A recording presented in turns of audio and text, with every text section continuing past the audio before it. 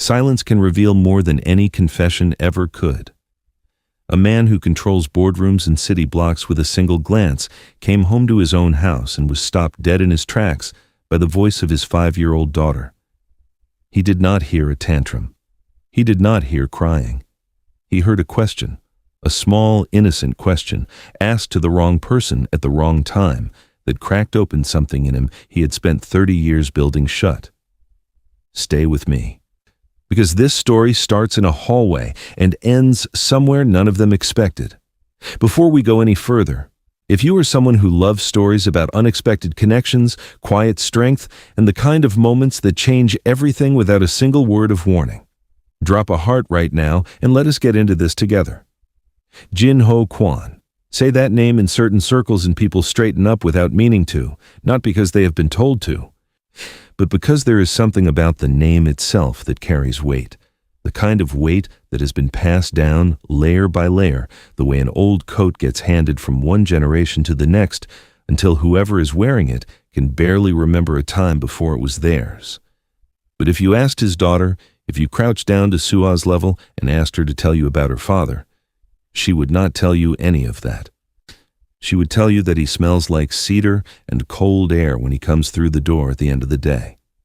She would tell you that he cannot tie a ribbon to save his life, but that he tries every single morning before school, tongue pressed to the corner of his mouth in concentration, fingers too large and too careful all at once.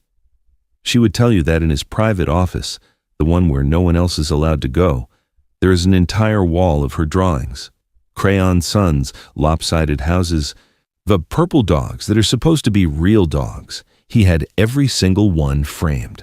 That is the Jin-ho that Soo-ah knows. The rest of the world gets someone else entirely.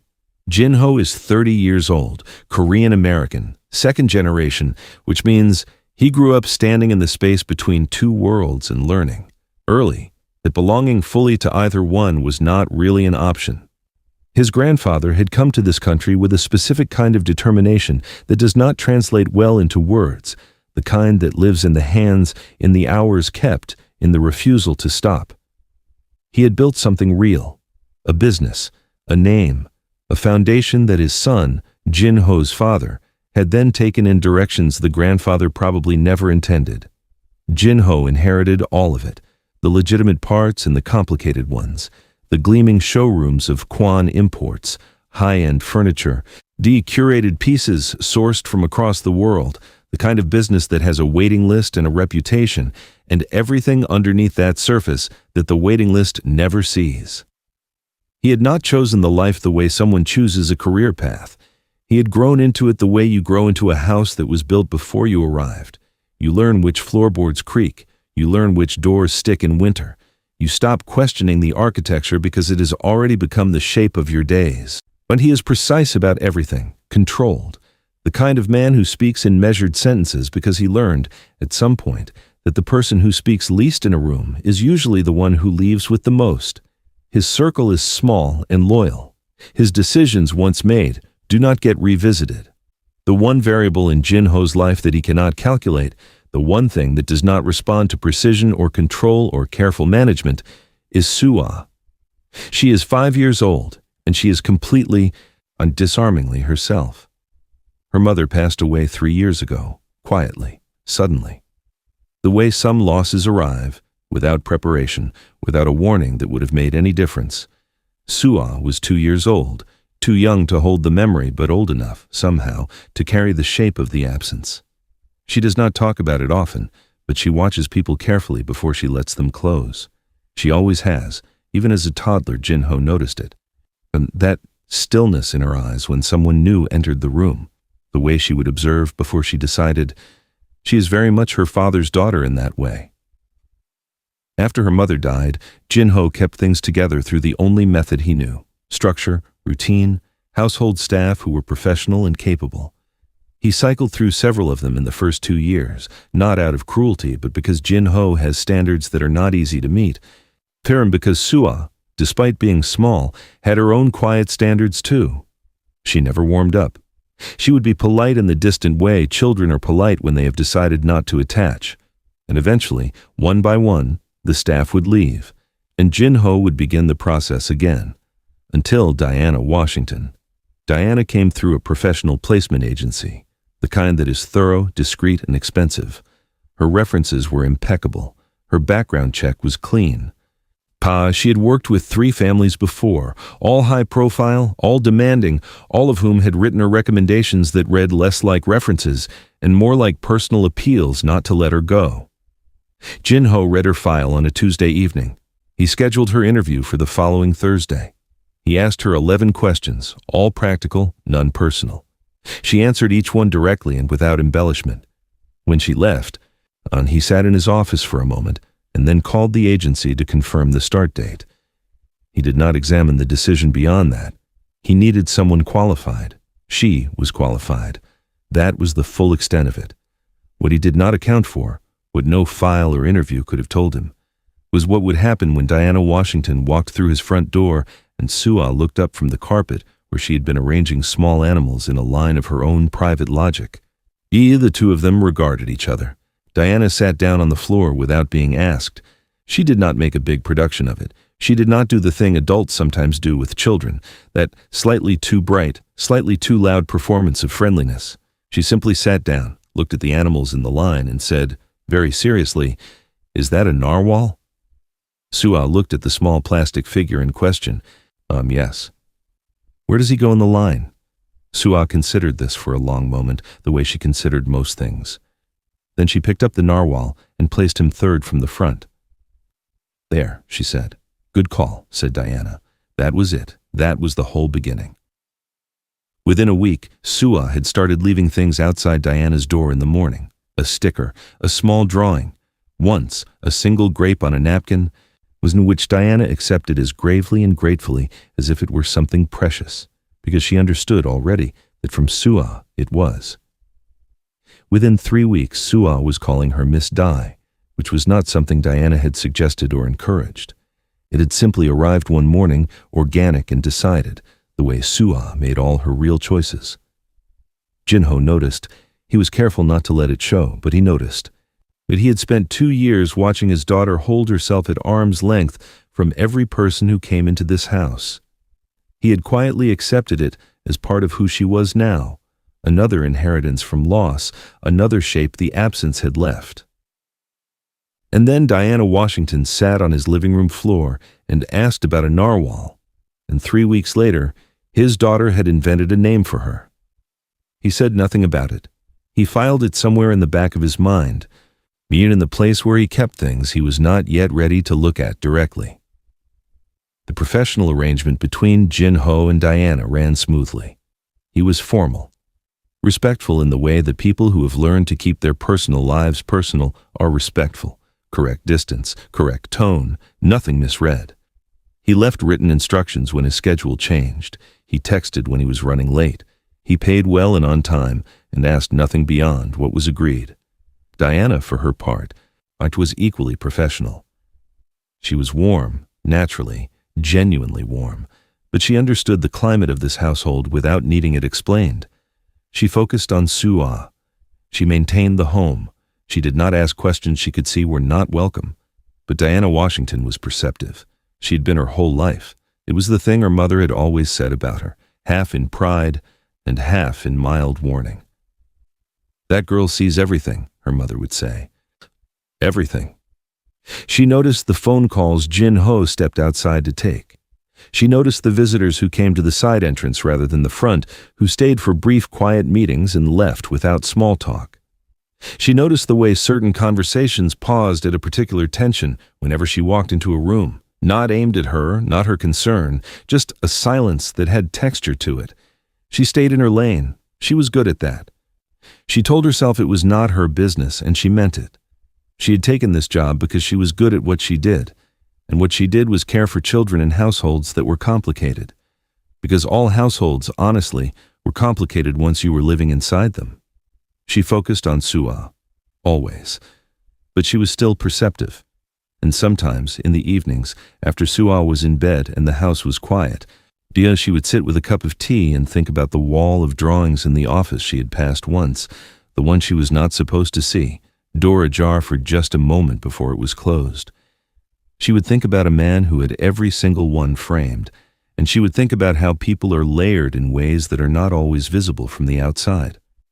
She did not share these thoughts with anyone. She kept them where they belonged, quiet, internal, unacted upon. She had a job to do, and she did it. The night before everything changed began like most evenings in the Kwon household. Jin-ho came home at 6:30, which was earlier than usual. He had a travel bag over his shoulder and the particular focused energy of someone running through a mental checklist while also being physically present. He was leaving for a business meeting the following morning, an overnight arrangement back by the following afternoon. He told Diana with the same efficient brevity he used for most communications. He had already typed out the notes for Soo-ah's evening, dinner preferences, bedtime, the specific order in which the 2 bedtime stories needed to be read, because Soo-ah had opinions about this and they were non-negotiable. Diana took the notes. She did not point out that she already knew all of it by heart at this stage. That felt like the kind of thing that was easier left unsaid. The Jin-ho put his bag down and found Soo-ah in the living room, where she was constructing something elaborate out of building blocks, a structure that had its own internal logic that she clearly understood, and no one else was being invited to question. He sat down beside her. "What is this?" he asked. "A harbor," Soo-ah said without looking up. "For what?" "For the boats." He looked at the structure. There were no boats visible anywhere. "Where are the boats?" he asked. "They're coming," Soo-ah said, in the patient tone of someone explaining something very obvious. Jin-ho sat quietly beside her for a few minutes, watching the harbor take shape. Diana moved around the kitchen, the sounds of dinner preparation steady and unobtrusive in the background. There was a particular quality to the quiet in the apartment in those moments, not empty, not tense, just settled, the kind of quiet that a house earns over time. When it was time to eat, Jin-ho sat at the table with Soo-ah while Diana served the food.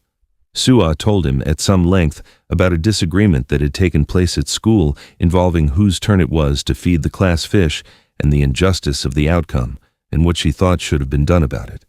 Jin-ho listened to every word with the same attention he brought to meetings. After dinner, he knelt down in front of Soo-ah, straightened her collar, a habit he had. This automatic reaching to straighten things on her, as if he could physically arrange the world into orderliness around her, and told her to be good. Soo-ah wrapped both arms around his neck. She held on for a moment longer than usual. Then she said something into his collar, too quiet for anyone else to catch. Whatever it was, Jin-ho closed his eyes. Just for a moment. Just briefly. Then he stood, picked up his bag, said a courteous good night to Diana without quite meeting her eyes, and left. Diana stood in the hallway after the front door closed, and the sound of his departure settled into the apartment. Soo-ah had already wandered back toward her harbor construction. The building blocks clicked quietly against each other. Diana went back to the kitchen. She did not examine the feeling that sat lightly in her chest. She made Soo-ah's evening cup of warm milk and did not examine it at all. Dinner that evening was the 2 of them across from each other at the kitchen table, Soo-ah's preferred seat, because it faced the window and she liked to watch the lights of the building across the street come on one by one as the evening settled in. They talked. Soo-ah was talkative in the evenings, especially when she was comfortable, and she was entirely comfortable with Diana now in the way she was comfortable with very few people, the kind of comfort that shows up as honesty. They were halfway through dinner when Soo-ah went quiet. Not the quiet of distraction, the quiet of something sitting on her mind that she was deciding whether to put into words. Diana had learned to recognize the difference. She waited. Soo-ah turned her spoon over in her bowl once, twice. Then she looked up. "Miss Di," she said. "Yes?" "Does my appa have to go away because of what J-uncle said?" Diana set her own spoon down, carefully, quietly. Jae-won was Jin-ho's younger brother. Diana had met him twice. He was charming in the unsteady way of people who have learned to use charm as a form of navigation. Bright eyes, easy smile, the kind of person who filled rooms with noise and then left before the noise settled. Soo-ah was always a little stiff around him, which Diana had noticed, though it had not been her place to comment. She kept her voice easy, light enough not to alarm, careful enough to be honest. What did J-uncle say? "Sweetheart?" Soo-ah looked down at her bowl. He said Appa makes problems disappear. A pause. And that one day Appa might disappear too. The kitchen was very quiet. Diana looked at this small girl, this watchful, perceptive, deeply serious small girl, and understood with complete clarity that this was not a moment for deflection. It was also not a moment for confirmation of anything Soo-ah was too young to carry, when it was a moment that required something more precise than either of those things. She reached across the table. She covered Soo-ah's hand with hers. "Your Appa loves you more than anything in this world," Diana said. "I have seen it every single day since I walked through that door. That is what is real. Okay?" Soo-ah looked at their hands, then she looked up at Diana with those careful old soul eyes. She nodded. The moment moved on. Soo-ah picked up her spoon again. Diana did the same. They finished dinner, and the evening progressed the way evenings did. Bath, stories in the correct order, the harbor construction checked upon one final time and declared acceptable for overnight, lights out. Diana sat in the living room afterward with a cup of tea she barely tasted. She thought about Soo-ah's face when she had asked the question. She thought about the way children absorb things that adults release carelessly into the air, whole sentences, half-sentences, implications, beau-ti tones, and carry them in small, serious bodies, turning them over privately until they get heavy enough to voice. She thought about Jae-won. She thought about Jin-ho. She did not quite think about the drawing in her mind that was forming, the one that connected what she had noticed in 6 months of living in this household, quietly, from her lane. She did not let herself draw it fully. She finished her tea. She went to bed. She lay in the dark for a while, looking at the ceiling. She thought that sometimes the people who build the highest walls are the ones who need, more than anyone, for someone to choose to stay on the other side of them anyway. She fell asleep without finishing the thought. Jin-ho Kwon's business concluded earlier than expected. This happened sometimes. Not always, but sometimes. A conversation reached its resolution ahead of schedule, an arrangement was confirmed more quickly than projected, and there was no reason to delay a return. He had texted his driver at 6 in the morning. By 8 he was in the car. By 9:30 he was pulling up to his own building, travel bag at his feet, his mind already moving back toward his day. He expected a quiet arrival. Soo-ah would still be home. School did not start for another hour. Diana would be managing the morning routine. He would come in, change, have coffee, see Soo-ah before she left, and his day would proceed. He let himself in with his key. The apartment was warm. He could hear the sounds of morning, something in the kitchen, the particular homey ambiance of a space being lived in. He set his bag down at the entrance. He moved through the hallway toward the kitchen, and then he stopped. Because he heard Soo-ah's voice, small, deliberate, the way she sounded when she was asking something she had been holding for a while. "Miss Dai." A pause. "Is my Appa a bad man?" Because Jae-uncle said Appa makes people go away forever. Jin-ho did not move. The hallway held him exactly where he stood. He heard the silence in the kitchen, that specific quality of silence that means someone is choosing their words with great care. He had spent years listening for the textures of silence. This one had a particular shape to it. Then Diana's voice, unhurried, grounded, the voice of someone who has decided what they believe and is not afraid of it. "Your Appa loves you more than anything in this world. That is the only thing that matters right now. Baby!" The kitchen sounds resumed. Something gentle. A plate set down, a chair shifted. Jin-ho stood in the hallway. He could not have told you how long he stood there. Time did something imprecise in that stretch of seconds. He was aware of the wall beside him. He was aware of the texture of the morning light coming through the far window. He was aware of his own heartbeat in a way he almost never was. This moment would have cost him nothing to be angry about. If he had been a different kind of man, he could have made it about the question itself, about what Jae-won had said to his daughter, about the exposure of something he had worked to keep separate, always, the world outside and the world in here, Soo-ah's world, his one true private thing. But he was standing in the hallway of his own apartment, and the anger did not come.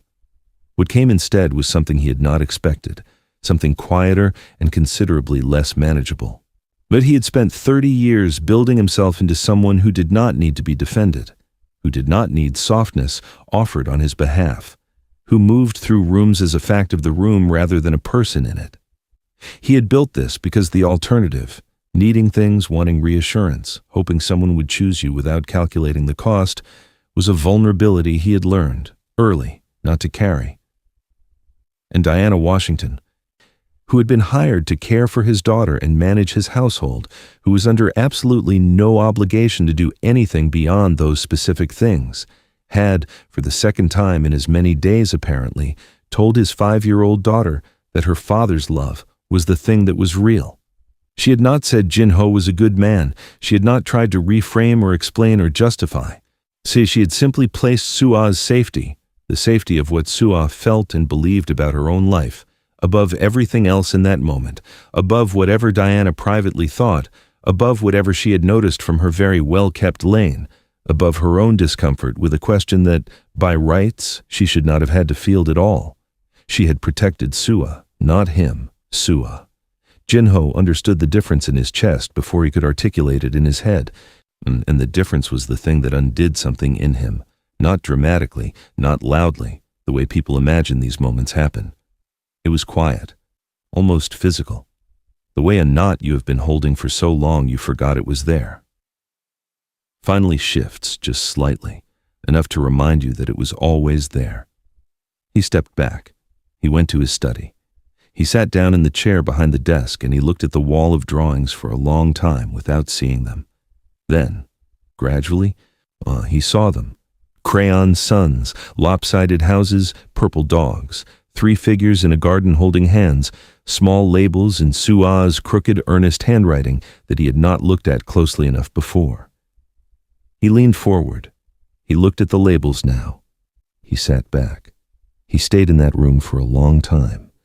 Soo-ah found him first, the way she always did. She had a radar for her father's presence in the apartment that defied practical explanation, some frequency he emitted that she tuned into before he had announced himself.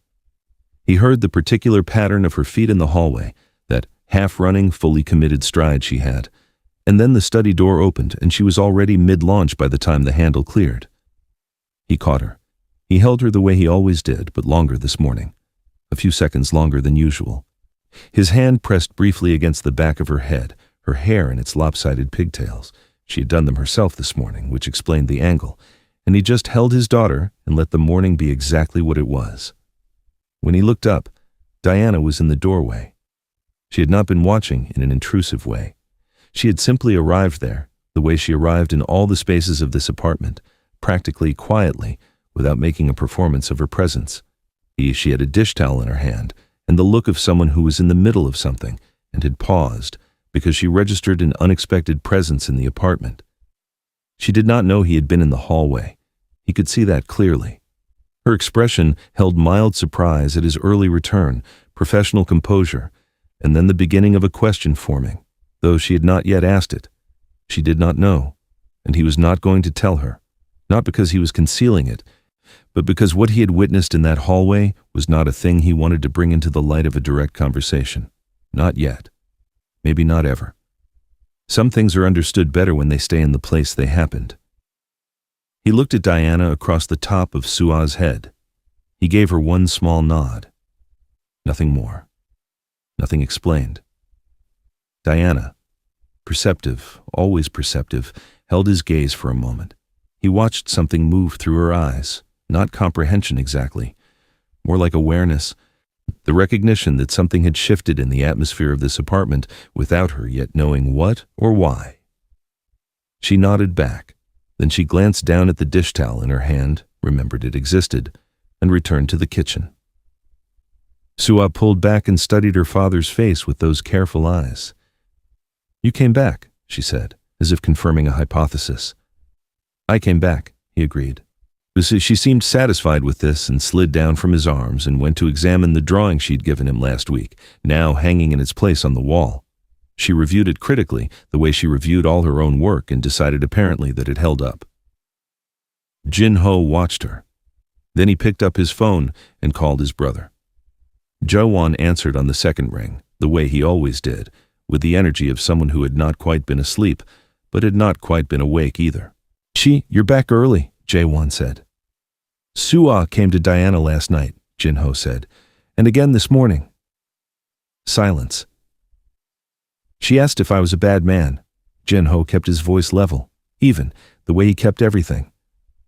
She asked if I was going to disappear. The silence from Jae-won's end had a different quality now, heavier. Jin-ho, she is 5, Jin-ho said. She is 5 years old, and she is carrying a question she should never have been given. I need you to understand that. Another silence. I understand, Jae-won said. He did not say sorry. Jin-ho did not need him to. He needed him to understand. Those were different things, and Jae-won, for all his noise and carelessness, was not a person without intelligence. He knew the difference too. Okay, Jin-ho said. He ended the call. He sat for another moment. Then he stood, put his phone in his pocket, and went to find coffee. Soo-ah was already at the kitchen table by the time he got there, working on a drawing with the focused dedication she brought to all her drawing, which was the same focused dedication she brought to the harbor construction and to the question of who fed the class fish. Complete, total investment. Diana was at the counter. She glanced over when he came in. He opened a cabinet for a mug with the ease of someone in their own kitchen, which was what he was. She already ate, Diana said, tilting her head toward Soo-ah. I see that. He poured his coffee. Thank you. School in 40 minutes, Diana added. I'll take her. A small pause. This was not the usual arrangement. Diana did not comment on it. She simply dried a plate and set it in the rack with the efficiency of someone who did not feel the need to narrate every adjustment. He appreciated that about her, he realized. Standing at the counter with his coffee, the kitchen warm, Soo-ah's crayon moving steadily across her paper. He realized he'd been appreciating it for a while without putting the word to it. He sat down at the table across from his daughter. Soo-ah did not look up. She was in the middle of something. He drank his coffee. He did not pick up his phone. He did not review his afternoon mentally or calculate the parts of his day that needed restructuring after the early return. He sat at the table in his kitchen, and he was present in it in a way that he recognized, honestly, had become unfamiliar. He stayed. After several minutes, Soo-ah looked up and presented the drawing to him across the table with the solemnity of an official presentation. He looked at it. A house. A garden, identifiable mainly by the green at the bottom and several round shapes that were probably flowers. A sun with an extravagant number of rays, 3 figures. Standing together in the garden, he recognized them because of the labels. Soo-ah always labeled, which was practical because the figures themselves were not always self-evident. He read the labels this time. Appa, me, Miss Dai. Underneath, in letters that were large and slightly uneven but completely intentional, Our Forever. Jin-ho held the drawing for a moment longer than he needed to. He was not someone who was undone easily. He had built an entire architecture of composure. But there is a specific quality to the way a child offers you their inner world, directly, without reservation, without any of the calculations that adults bring to every gesture, that bypasses all of it, every wall, every careful layer. He looked up. Diana was in the kitchen doorway. She'd not been watching, she'd been passing through, but she had paused because Soo-ah's presentation of the drawing was the kind of thing that paused you. She was looking at it from where she stood, and something had shifted in her expression, something small and unguarded, the look of someone who has been moved by something and has not yet had time to compose it back into neutrality. Jin-ho met her eyes. He held up the drawing slightly so she could see the labels. He said quietly, "She does not draw people she does not trust." Diana looked at the drawing, her chin lifted just slightly, the smallest physical reaction to something landing. "I know," she said.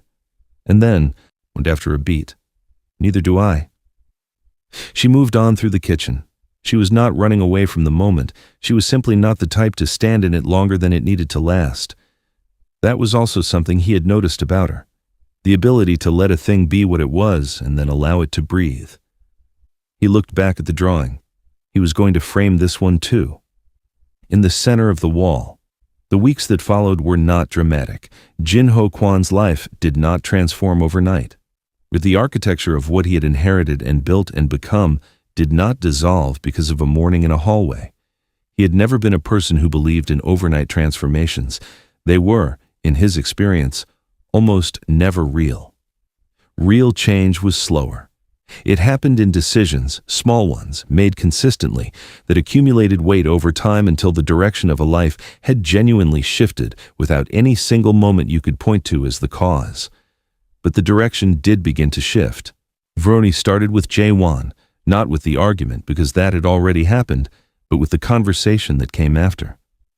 The one where Jin-ho sat across from his brother at a table in a quiet restaurant and talked, plainly and without theater, about what the next several years needed to look like. Not just for the business, for Soo-ah, for the kind of household she was going to grow up in, for the answer Jin-ho needed to be able to give, not to Diana, not to Jae-won, but to himself. Not on the day Soo-ah asked her question again. Because she would ask again. Older children asked these things with more precision. He needed to be ready with something real. Jae-won listened. He was not always easy. He never had been. But that afternoon he listened, and he did not deflect, and at the end of it, he said, quietly, that he understood what was being asked of him and that he would try. For Jae-won, that was significant. Jin-ho began the longer, the slower work of extracting the most complicated layers of what he managed, carefully, methodically, the way you dismantle something structural without bringing the whole building down. It required patience. It required a different kind of strategy than the one he usually applied. He was not accustomed to operating by subtraction. He was accustomed to acquisition, to expansion. This felt strange and correct at the same time. He also started coming home earlier. Not always. Not every day. But consistently enough that Soo-ah noticed and recalibrated. He could see it in her, the way she stopped being surprised by his early arrivals and started expecting them. The harbor was still under construction, apparently, and had expanded significantly.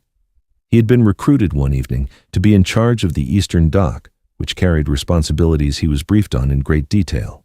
He took the Eastern Dock seriously. Soo-ah expected nothing less. Diana watched all of this from her position in the household. She did not comment on the changes she observed. She was not someone who narrated what she saw. She processed it privately and adjusted her understanding accordingly. But she noticed. She noticed the evenings Jin-ho sat at the table instead of disappearing into his study. She noticed the phone calls he did not take. She noticed the way Soo-ah had started leaning against his arm at the table in the way that children lean against things they trust to hold them. She noticed, and she did not examine what it meant to her, because she still had her lane, and she was still in it. The professional arrangement between them had not changed. He was still formal, slightly less so maybe, in the way that you are slightly less formal with people you have simply shared a kitchen with for 6 months at the start, and 7 and 8 now, but correct, appropriate. She liked him, she admitted to herself one evening. She respected what she was seeing, the quiet deliberateness of someone choosing to change by increments. She understood from everything she had observed what that cost a person like Jin-ho. People who have carried responsibility for a long time have to unlearn the idea that loosening the grip is the same as losing control. She liked that he was trying. She kept this in the private place where she kept most things, and she went on doing her job with the same care and consistency she always had. One Saturday morning, about 6 weeks after the morning in the hallway, Soo-ah woke up early. This was not unusual. Soo-ah approached weekends with an energy that suggested she found sleep an inefficient use of available hours. Diana heard the feet in the hallway at 7:15 and was already in the kitchen by the time Soo-ah arrived. But this morning, Jin-ho was also already in the kitchen. This was slightly more unusual. He appeared to have been there a while, based on the evidence of a coffee mug and an open newspaper, actual paper, which Diana had noticed he still preferred on weekends, not the kind of detail that told you something about a person. Soo-ah did not register any unusual quality to the situation. She simply arrived in the kitchen containing both of the people she most wanted and found this satisfactory. She climbed onto her chair. She requested cereal, then changed her request to eggs, then negotiated for both. Diana made both. Jin-ho folded his newspaper. He watched his daughter, who was now explaining to both of them simultaneously about a dream she had involving the harbor and a very rude seagull. He was paying complete attention. He always paid complete attention to Soo-ah when she talked, and Diana had long ago identified this as one of the things she respected most about him, the quality of his attention when it was given. It was a Saturday morning in a kitchen. The light was good. The eggs were done. Soo-ah was reaching the climax of the seagull narrative with genuine narrative tension. Diana set the plate down in front of Soo-ah, and without quite meaning to, met Jin-ho's eyes across the table. He had been watching her, she realized, not in a way that required any response, just watching. The way she sometimes watched him with Soo-ah, that unguarded pause before composure reassembled. He looked for a moment, was like a man who had something he was considering saying, and had not yet decided if this was the moment to say it. Soo-ah resolved the seagull situation with a decisive plot conclusion that left no room for sequels. Jin-ho looked back at his daughter. "That seagull," he said seriously, "sounds like he owes you an apology." "He does," Soo-ah agreed. Diana turned back to the counter. She was smiling, and she let herself smile because her back was to the room, and she was allowed private things too. Later that afternoon, when Soo-ah was engaged in the week's most ambitious harbor development yet, Jin-ho appeared in the kitchen where Diana was preparing Soo-ah's snack. He did not announce himself. He simply arrived, the way the residents of a shared space arrive in rooms, naturally, without event. He leaned against the counter on the other side of the kitchen. "I wanted to say something," he said. Diana glanced at him. He kept her hands moving. She worked best when she had something to do with her hands. "Soo-ah told me," he said, "what you said to her. Both times." Diana went still. He was not looking at her directly. He was looking at a middle point in the kitchen, the way people look when they're saying something that requires concentration to say. "I was in the hallway," he said. "The morning I came home, I heard." The kitchen held that information for a moment. Diana set down what she was holding. Here she turned to face him fully, because this felt like a conversation that needed to be stood up for. She was carrying something heavy, Diana said. She needed to put it down somewhere safe. "You gave her somewhere safe." "That is my job," Diana said, and then, honestly, but also it was right.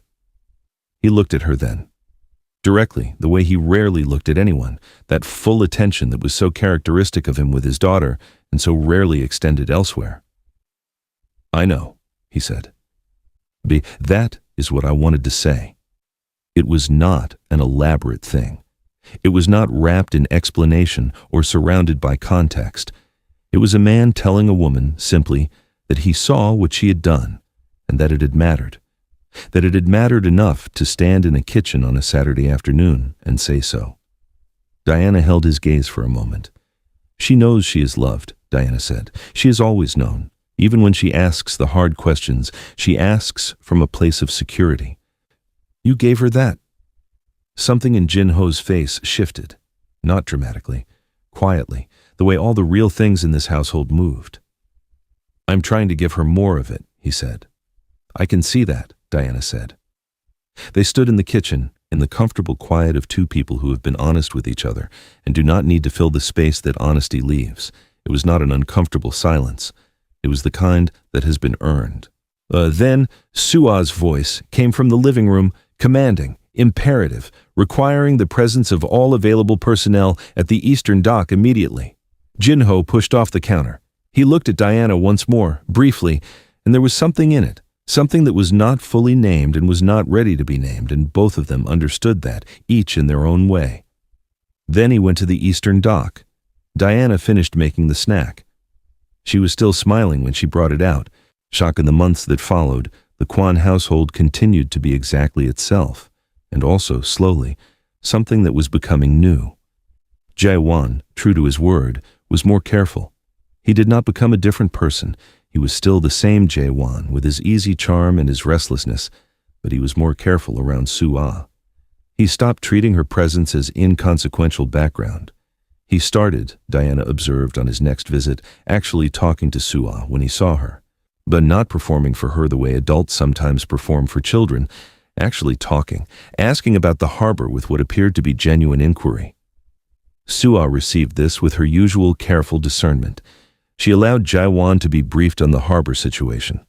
This was a significant development. Jin-ho, who had witnessed it from across the room, met Diana's eyes over Jae-won's head. He did not say anything. Neither did she. They did not need to. Lee Jin-ho continued the slow work of reshaping what his professional life looked like. It was not finished. It would not be finished for a long time, if ever, in the clean and complete way things are finished in stories. Real recalibrations do not finish. They become the direction you are facing. He was facing a different direction than he had been 6 months ago. He sat at the dinner table more. He took fewer calls after 7. He began, somewhat self-consciously, to learn more about the Eastern dock operations so that he could be an informed participant rather than a figurehead. Soo-ah had started issuing him specific responsibilities that required follow-through between sessions, and he fulfilled them because she expected it, and because he had learned in 30 years that the expectations of the people who matter most are the ones worth keeping. Diana saw all of it. She kept being Diana, constant, warm, direct in the specific way that she was direct. Just which was never confrontational, but was always honest. She kept caring for Soo-ah with the same quality of attention she had brought from the very first afternoon on the floor with the narwhal. She kept staying in her lane, though the lane had widened gradually over months into something more like a shared space. The organic, honest kind of shared space that forms between people who live alongside each other with integrity.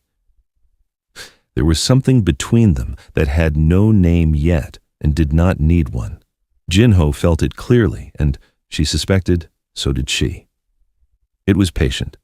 It was appropriate to what it actually was right now, which was the beginning of a thing that would take whatever time it needed because they were both people who understood that the most real things move slowly. He was not ready. Not entirely. She was not hurrying. What mattered now was this: a household that was warmer than it had been. A little girl who drew pictures of her forever without uncertainty. A man who came home early on purpose.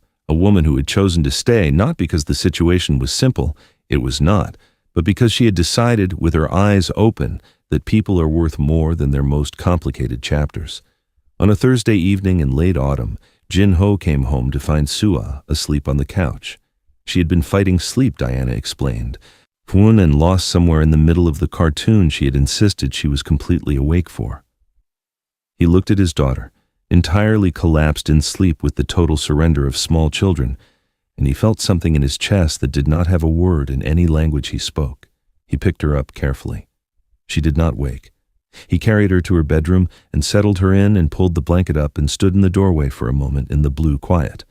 When he came back to the living room, Diana was collecting the small debris of Soo-ah's evening, a crayon here, a small figure there, the ordinary restoration of order at the end of a day. On the coffee table was the newest drawing. He picked it up. Same house, same garden, more flowers this time. She was improving. The proportions were better. The sun had slightly fewer rays, which showed mature artistic restraint. The 3 figures in the garden were the same ones they always were. Underneath this time, the label read, "Our Forever. For real." He stood with the drawing in his hands. Diana glanced over from where she was tidying. She saw what he was holding. She had seen Soo-ah finish it earlier that afternoon, had watched the girl sign it with the focused ceremony she reserved for her most official works. Jin-ho looked up from the drawing. "For real," he said quietly, not quite to Diana and not quite to himself. "For real," she agreed.